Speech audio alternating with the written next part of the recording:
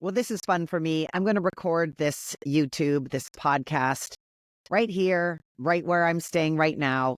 I know I've had my Sparkle studio and I've worked on that and it was so exciting and so creative, but I'm moving again. This will be the fourth, fifth time in 4 years. And if you know me, I talk a lot about change and loving change. And I wanted to do this podcast right now because what started as selling something on Facebook Marketplace that then turned on to selling it on Facebook. And then when a friend popped into my inbox and told me what I could do, I started to think really clearly about this item that I was going to sell. And it transpired into something that was going to be a post. And then I just kept writing. So I'm going to just read what I just finished writing because it just created in real time. It's really how I do, how I speak, how I create, how I write. And then I'm going to riff off on it if I need to. But I just ended it with a sense of this is such an incredible story. And so maybe this is what you need to hear to take yourself on this journey. And so I am moving and I'm moving from, I keep downsizing and I'm downsizing to, well, I don't know where. I'm going to find that in a few weeks, but I always envision an oceanfront condo. And so as I'm looking at things, I'm like, well, I can't take this to the condo. I can't take this to Mexico. I can't take this here.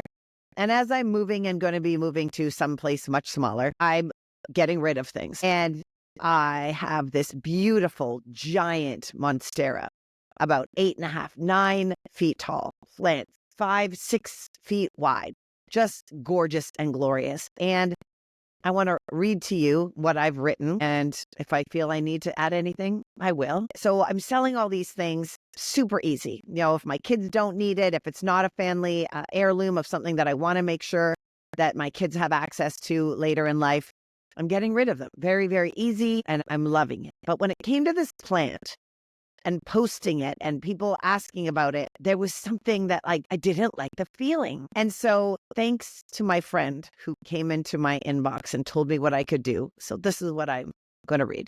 There was something stopping me. Of all of my things, this was the hardest to wrap my head around for not bringing with me.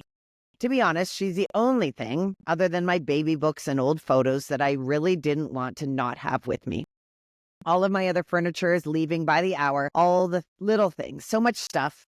Letting it all go has just been a glorious feeling. I love the energetics of things going to people who need them for a steal. A single mama of 3 grabbed things. A newly out in the world younger woman got things. A man got a mixer for his wife. A woman who sponsors a family brought a coat for her woman, and I gave her another one for free. But the plant, she is special. She is filled with my energy, who I've become since I got her in 2020 when the world shut down. As I write this, it's actually making me emotional. You see, I used to use these words, I can't keep plants alive. But when that world shut down, I ordered one small Monstera plant online. I talked to her a lot. I took the time to water her. I played around with spots in my then house to see what she liked best. And she thrived. I remember actually thinking to myself at one point, how on earth did I tell myself I didn't even have time to water a plant? As I took care of her, she grew. While I am certainly no plant expert, I know this. When things grow, they need their environment changed. If left to the confines of the small pot, the roots would grow around themselves and the plant would die. So I repotted her once, and she grew, and she grew. I moved, and she grew. Changes of sunshine, homes and energy, and she grew. One day, outside in the sunshine, I knew she could actually become more. She had enough to create others. So 1 became 3, then became 5, and then became 7. More moving, more change. She grew, her offshoots grew. In this last home, with its high ceilings and non-stop sunshine, she truly flourished. I gave her something to latch onto, and she just kept growing up and up and up, always growing. As I started to think of this story, I realized she is me.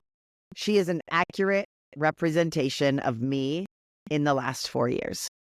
How I have been truly seeking the light. How I have moved, fallen in love with change and new environments in order to truly flourish.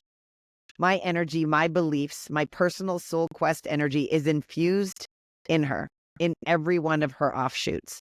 Just like every human I have ever had the pleasure of being around, my desire is to leave them nourished and ready to grow. When my friend Eric told me that I could cut her down and she will form new roots, that I could then start to have her have a fresh start, that I could then give parts of her to those closest to me, that she is full of my sparkle, energy, and sunshine, I knew that that's what I was supposed to do. I have been cut down. I have been taken back to my roots, uprooted and navigating newness. I'm growing new roots. Maybe you are also. We get to look to her for proof about how if we treat ourselves like her, what could be different? What if we give her some time and attention?